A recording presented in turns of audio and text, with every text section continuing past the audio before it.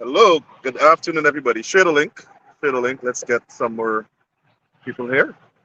This is going to be brief. Good afternoon, everybody. I'd like to know where you guys are watching from. So text me. Hey, I see my family from North Carolina there. Cousin Donna, I hope you're behaving yourself. You look like you're behaving very naughty. I've been looking at your comments. I've been looking at your comments on social media. Very naughty. Leave Mr. Darmalal alone. Anyway, everybody, keep sharing the link. All of you share the link to 20 other people. Get on Facebook Messenger, Facebook, email, text message, WhatsApp, Twitter, IG. Just share the link. Um, so we just concluded the Washington Conference on Guyana. It was held in Washington D.C. from the 27th to the 28th of September.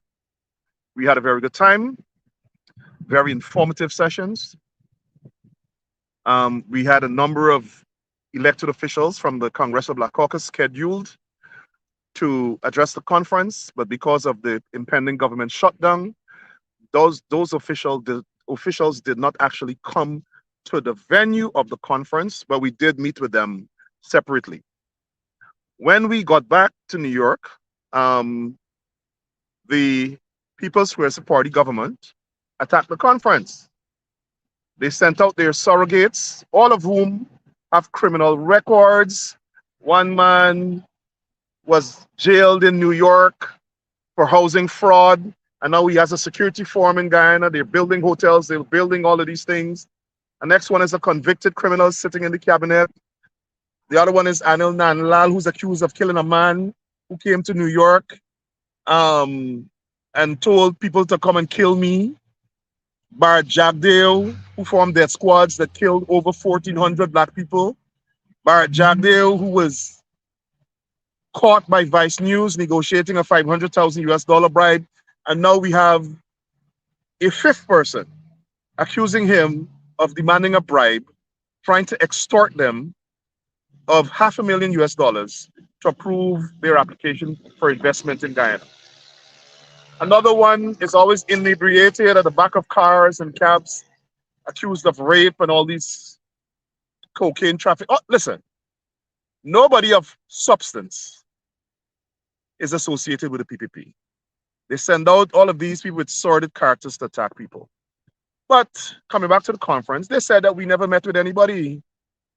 Somehow the PPP is invested in attacking the conference, lying about the conference. And then yesterday, Congressman Jeffries issued a statement with photographs of one of the meetings they had. They're asking why he didn't. Listen, Congress is busy trying to govern. They don't have time responding to little petty inquiries from small-minded people in the PPP or their surrogates. So they're afraid of the conference because the PPP's philosophy is that they have some sort of ethnic superiority or supremacy to Afro-Guyanese in particular and opposition supporters. They feel that they're the only people who can talk to important people. And so they're nervous about the conference. They're scared because they don't know what was discussed. They're scared because they attempted to attend the conference. And we tell them this is not Guyana, they can't bully us. They can't bully black people in the diaspora. They keep that nonsense for Guyana. Where they could use Hickens and the others in the police force to intimidate people. We're not intimidated by anybody. In the diaspora, it's an eye for an eye. That's how we do it.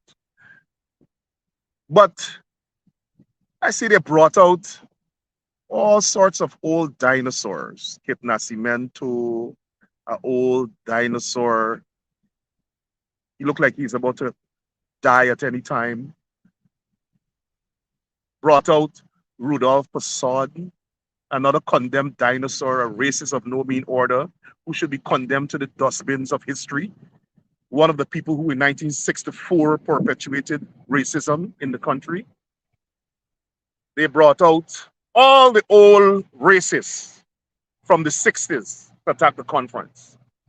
And what that tells you is that they're invoking their racist strategy, the Apanjat strategy from the 1960s. We must not allow them to do it.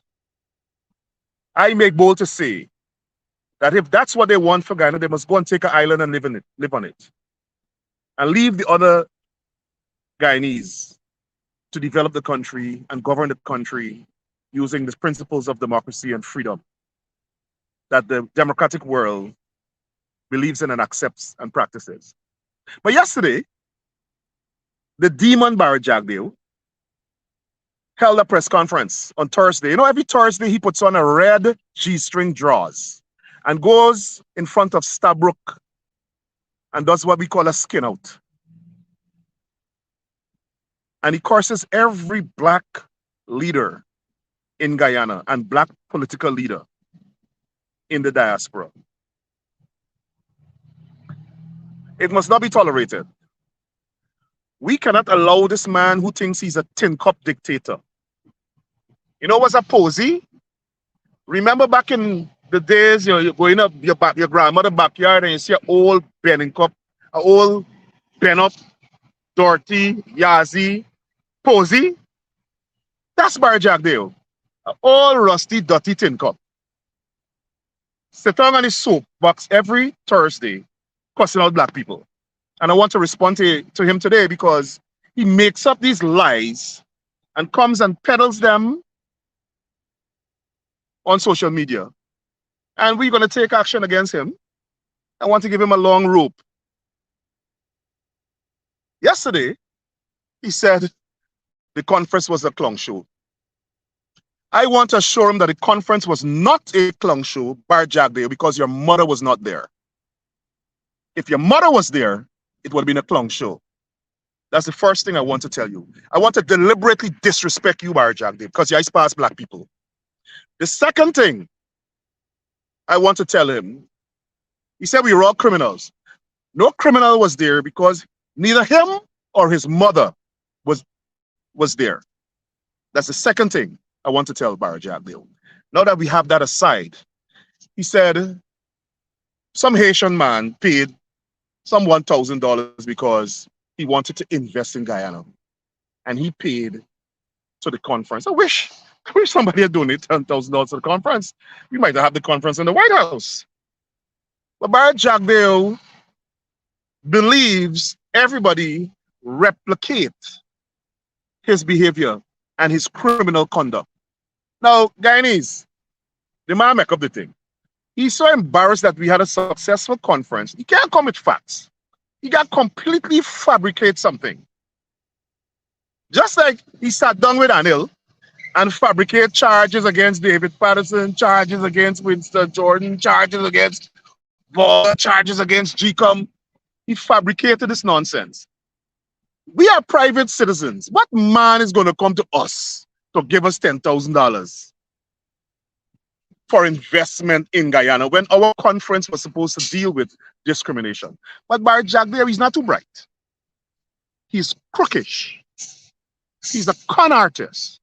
So he thinks that he can con Guyanese into believing that some Haitian man give us something.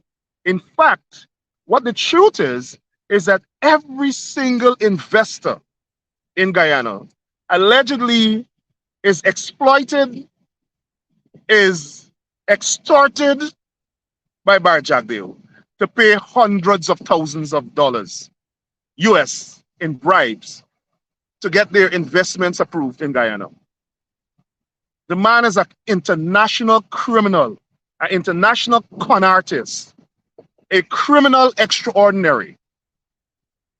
So he goes yesterday and makes up this bullshit. Oh, some man, he wants to portray black people as criminals.